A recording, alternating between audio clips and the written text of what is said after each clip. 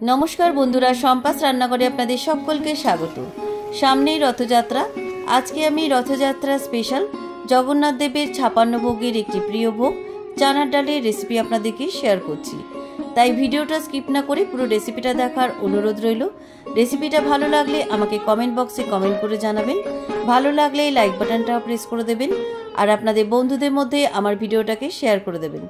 और आमार नतुन बंधुदेर काछे अनुरोध आमार चैनलटाके सबस्क्राइब करे पाशे थाकबेन और आमार चैनेले नतुन नतुन रेसिपि देखार जोन्नो पाशे थाका छोट्ट बेल आइकनटाओ प्रेस करे देबेन। चलुन आर कथा ना बाड़िये किभाबे आजके जगन्नाथ देवेर 56 भोगेर एकटी प्रिय भोग चानार डालेर रेसिपि बानाচ্ছি रेसिपिटा देखे नेওয়া যাক। जगन्नाथ देवेर प्रिय चाना डाल बा छोलार डालेर रेसिपि बानाনোর জন্য আমি এখানে 200 গ্রাম ছোলার ডালকে 2 ঘন্টা আগে ভালো করে ধুয়ে ভিজিয়ে রেখেছিলাম। এবার এই ডালটা আমি সেদ্ধ করে নেব। সেদ্ধ করার জন্য গ্যাসে একটা কড়াই বসিয়ে দিলাম। কড়াইয়ের মধ্যে আমি 3 বাটি জল দিয়ে দিলাম। এবারে জলের মধ্যে দিয়ে দিচ্ছি 1 টিস্পুন লবণ। লবণটা দিয়ে একটু জলের সাথে ভালো করে মিশিয়ে দিলাম।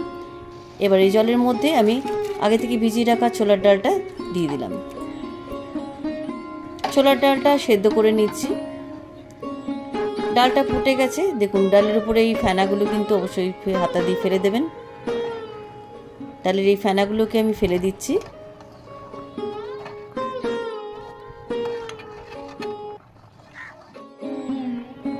ডালটা সেদ্ধ হোক ততক্ষণে আমি ছানাটা তৈরি করে নিই। ছানাটা তৈরি করার জন্য আমি এখানে 1 litre Amul gold full fat milk নিয়েছি। এবারে এই দুধটা আমি ফুটিয়ে নেব। ফোটানোর জন্য গ্যাসে একটা কড়াই বসিয়ে দিয়েছি। দুধটা যাতে ডাইরেক্ট দিলে পরে কেটে না যায় তাই সামান্য একটু জল দিয়ে দিলাম। এবারে জলের মধ্যে দুধের প্যাকেটটা কেটে আমি দুধটা ঢেলে দিচ্ছি।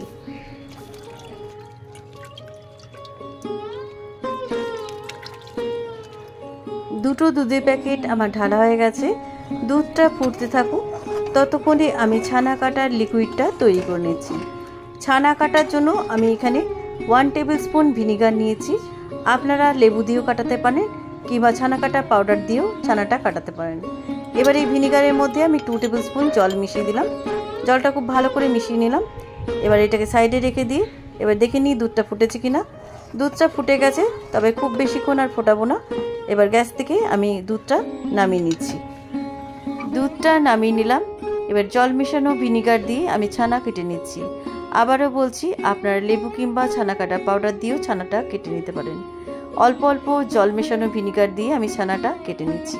ভিনিগার মেশানো জলটা পুরো একসাথে কিন্তু দেবেন না, অল্প অল্প দেবেন আর সমানে হাতা দিয়ে নাড়তে থাকবেন, তাহলে জল আর ছানাটা তাড়াতাড়ি সেপারেট হয়ে যাবে। পুরো ভিনিগার মেশানো জলটা আমি ঢেলে দিলাম। দেখুন ছানা আর জলটা কিন্তু একদম আলাদা হয়ে গেছে। এবার আমি একটা বোল নিলাম। বোলের মাঝখানে একটা ছাঁকনি বসিয়ে দিলাম। ছাঁকনির মধ্যে ছানাটা আমি ঢেলে দিলাম। দেখুন ছানাটা কিন্তু খুব সুন্দরভাবে কেটে গেছে। আর যেহেতু আমি ভিনিগার দিয়ে ছানাটা কাটিয়েছি তাই আমি নর্মাল জল দিয়ে ছানাটাকে ভালো করে ধুয়ে নিচ্ছি। তবে যদি আপনারা লেবু দিয়ে কাটান তাহলে এই জল দিয়ে ধোয়ার কোনো প্রয়োজন নেই। ছানার জলটা ঝরতে থাকুক ততক্ষণে আমি দেখে নিই ডালটা সেদ্ধ হয়েছে কিনা। ডালটা একদম সুসেদ্ধ হয়ে গেছে। এবার এই সেদ্ধ ডালটাকে একটা বাটির মধ্যে ঢেলে রাখছি। এদিকে ছানার জলটাও ঝরে গেছে। এবার জল ঝরানো ছানাটা একটা বাটির মধ্যে ঢেলে নিচ্ছি। এবার এই ছানার মধ্যে দিয়ে দিচ্ছি 1/2 টিস্পুন সন্দক লবণ আর বাইন্ডিংয়ের জন্য দিয়ে দিচ্ছি 2 টেবিল স্পুন ময়দা। লবণ আর ময়দা দিয়ে ছানাটাকে খুব ভালো করে মেখে নিচ্ছি।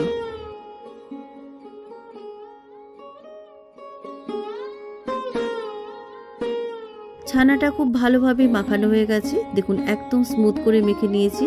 এবার অল্প অল্প ছানা নিয়ে আমি ছোট ছোট বলের আকারে গড়ে নিচ্ছি। দেখুন এভাবে প্রত্যেকটা ছানার বল আমি তৈরি করে নিচ্ছি।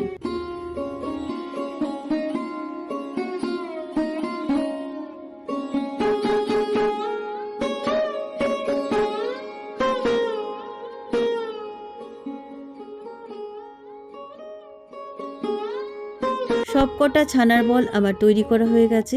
এবারে ছানার বলগুলো আমি ভেজে নেব। ভাজার জন্য গ্যাসে একটা কড়াই বসিয়ে দিয়েছি। কড়াইয়ের মধ্যে আমি দিয়ে দিচ্ছি সাদা তেল। সাদা তেলের পরিবর্তে আপনার ঘি দিয়েও ভাজতে পারেন। তেলটা গরম হয়ে গেছে। এবার ছানার বলগুলো আমি ছেড়ে দিচ্ছি। একসাথে কিন্তু অনেকগুলো ছানার বল ছাড়বেন না, তাহলে কিন্তু একটার সাথে একটা লেগে যেতে পারে। তলার দিকে একটু নাড়াচাড়া করে দেবেন যাতে তলাটা না ধরে যায়। ছানার বলগুলো ছাড়ার সাথে সাথে কিন্তু নাড়াচাড়া করবেন না, তাহলে কিন্তু একটার সাথে লেগে যেতে পারে আর বলগুলোও ভেঙে যেতে পারে। তেলের মধ্যে ভেসে ওঠার পর কিন্তু নাড়াচাড়া করবেন। প্রথম ব্যাচের সবকটা ছানার বল আমার ভাজা হয়ে গেছে, দেখুন হালকা ব্রাউন করে ভেজে নিয়েছি। এবার একটা প্লেটের মধ্যে ভাজা ছানার বলগুলো তুলে রাখছি। বাকি ছানার বলগুলো ওই একই তেলের মধ্যে ভেজে নিচ্ছি।